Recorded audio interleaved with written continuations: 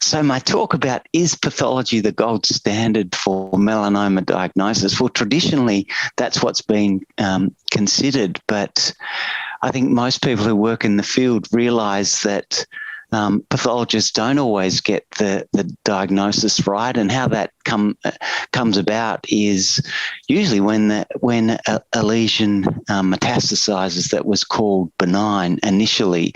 So ultimately, the gold standard is the clinical behaviour of the lesion, but clearly we can't use that as a way of managing tumours. So we're reliant upon pathologists making a diagnosis, and but it's not easy, and now where people have recognised the importance of early detection of melanoma, so clinicians are screening patients more carefully, trying to detect melanoma at its earliest stages, and they're using other tools to assist them in making the diagnosis, such as dermoscopy, total body photography, monitoring lesions for early signs of change, and now we've even got 3D body images that what we're using in Australia in a project my colleague Professor Peter Scolyer is leading, called ACEMID, the Australian Centre of Excellence in Melanoma Imaging and Diagnosis. We get these 3D body avatars of people that we can follow up and monitor individual lesions very, very closely. And anyway, with these monitoring techniques, we're detecting changes very early. And for pathologists to diagnose early melanoma, it's often not straightforward, and it's often subjective. And I think it's fair to say over the last decade or so, it's been recognised that this is a challenge.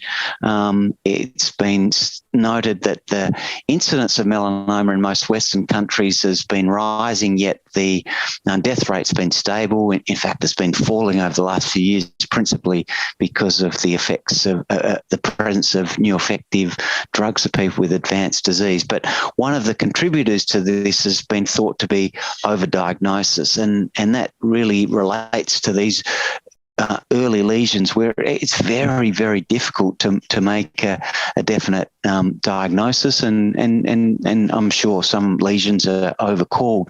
So what can we do to get better at making the diagnosis of melanoma at its earliest stages?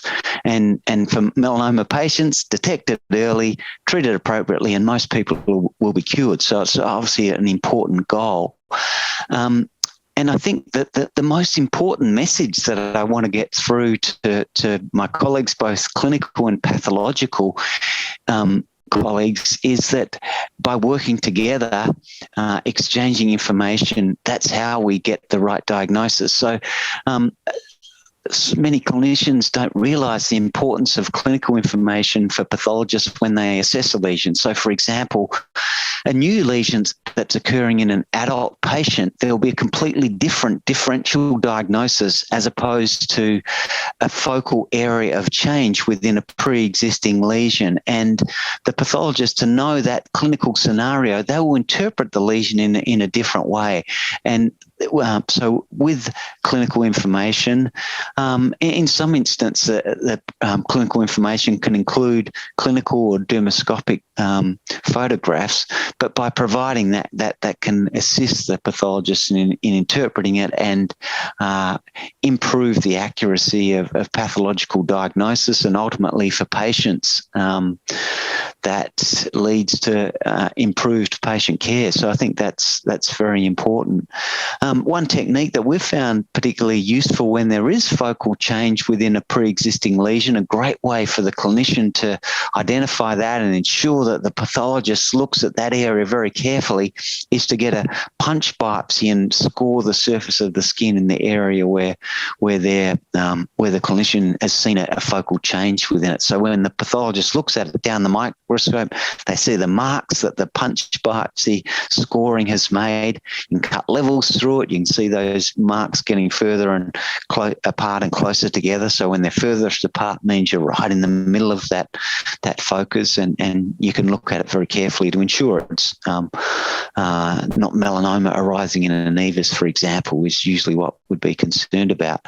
But I think an important message both for clinicians and for pathologists, if things don't quite add up, the telephone can be a very useful tool to discuss problematic cases when the pathologist is facing a challenge. They're not sure about the significance of particular features, to discuss it with the clinician, and vice versa. If a pathology report comes back and it's not consistent with the clinical findings, the clinician should pick up the phone and talk to the pathologist, because there may be information that they were not aware of that may influence or change their diagnosis.